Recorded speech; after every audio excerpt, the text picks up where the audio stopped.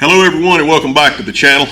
Just wanted to take a second. I'm going to go through the process of hopefully plugging a tire. It's got my daughter's car here. It's got a slow leak. I'm going to try to find it and fix it. If you guys remember from a previous video, my little black box. If you don't know what I've done with this thing, you'll get to see the contents. Go back and look at a previous video from back in the fall. This is something, if you guys spend a lot of time on the road, probably ought to do something like this. But anyway, we're going to pull a plug-in kit out of this thing and attempt to hopefully fix a few wrenches, a few tools, hopefully fix a slow leaking tire. And this is just my little tire plug-in kit. It's got everything that you need, provided you can get it open.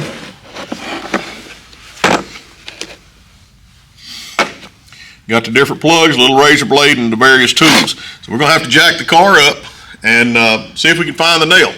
May not be a nail, may be some other problem with the tire, but if it is, this is the kit we're going to use to fix it. So let's get out here and get busy.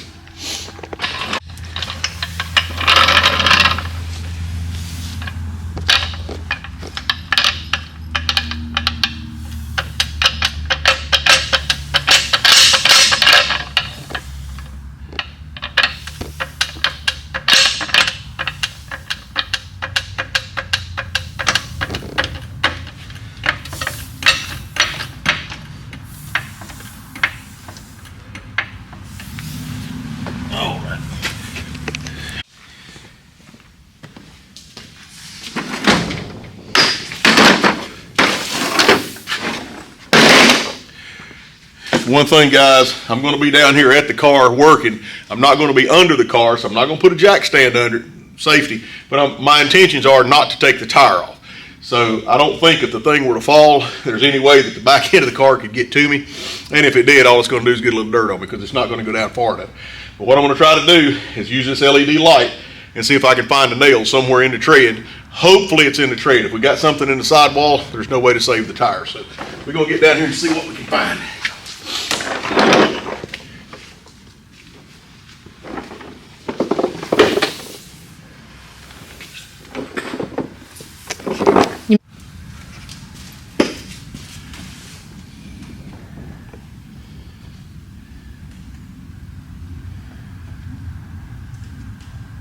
There it is. Bingo. All right. The camera can see that. We have us a Phillips screw right here in the middle of the tread. One thing that you guys got to keep in mind that if you use something like a Fix-A-Flat or something like that, Fix-A-Flat is designed to be used not pulling the screw out, okay? So if you do, Fix-A-Flat's not going to do you any good. But we're going to go ahead and pull this thing out and put a plug in. Okay, this is the way the plugs come in. They're just like a braided textile material. It's got some really, really tacky rubber, uncured rubber. You just pull one of those things out. The tool that we're going to use is this little dude right here, and these things are cold, so they're going to be hard to work with. But all you do, a situation like this, I don't typically like to use lubricant on this side, but as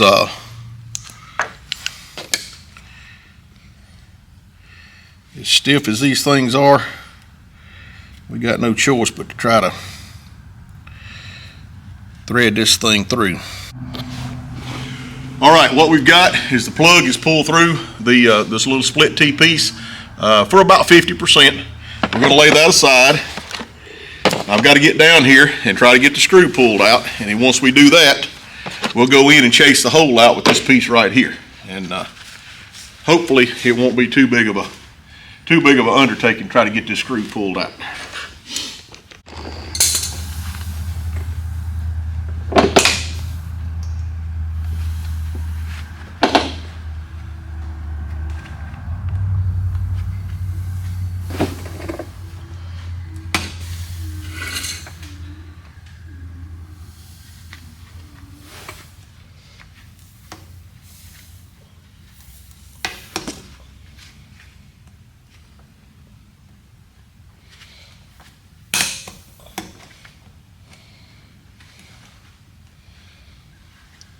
You need me to hold it?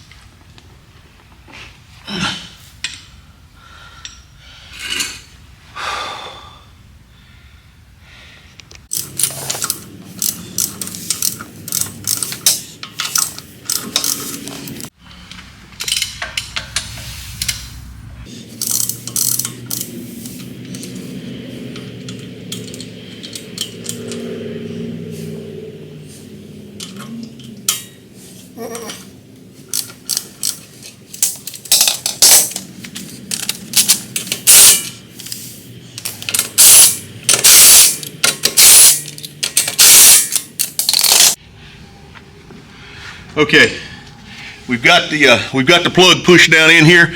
You got to be careful when you're pushing these things in because you can push them too far. And once it goes all the way in, then you basically got to pull it out and get another plug because the plug will be hung up inside the car. Okay, if you notice that thing was split, and I'll show you here in a second when I pull it out.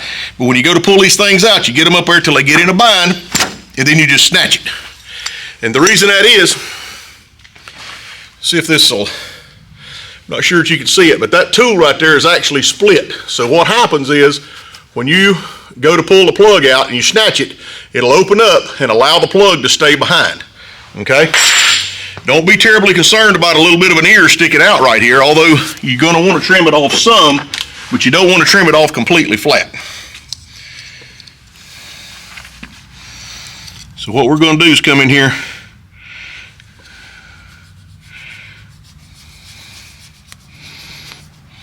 I believe I could ride to Charlotte on that thing.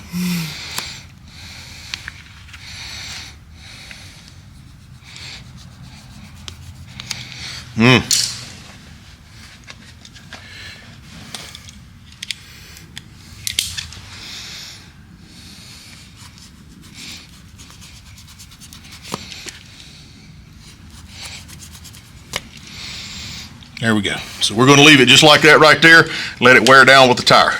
Okay, if you get it cut down too close, like if you were out here where you could get to it, a lot of times what happens, these things will push down, especially when the tire gets hot. You want to have enough out here to where it'll grab and stay in place and not go all the way in, and then you got a worse leak now than we started with. So.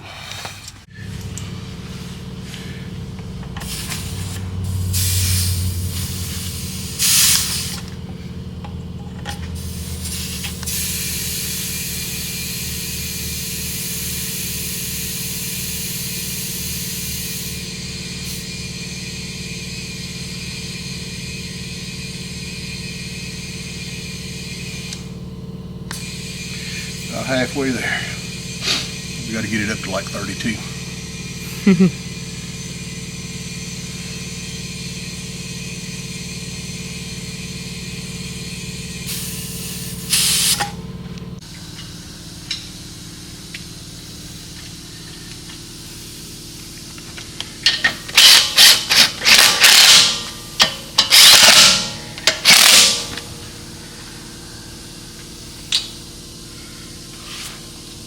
Them some little old bitty lug nuts.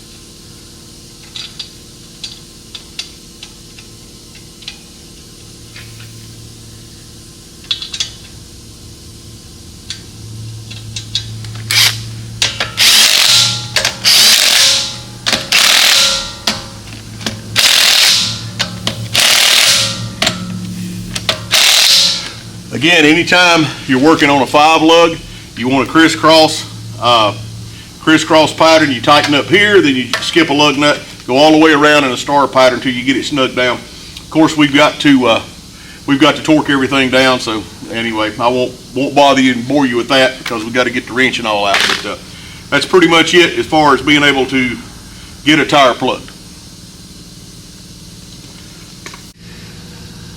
All right, folks, I hope that helps. At least gives you a little bit of guidance of what to look for when plugging a tire.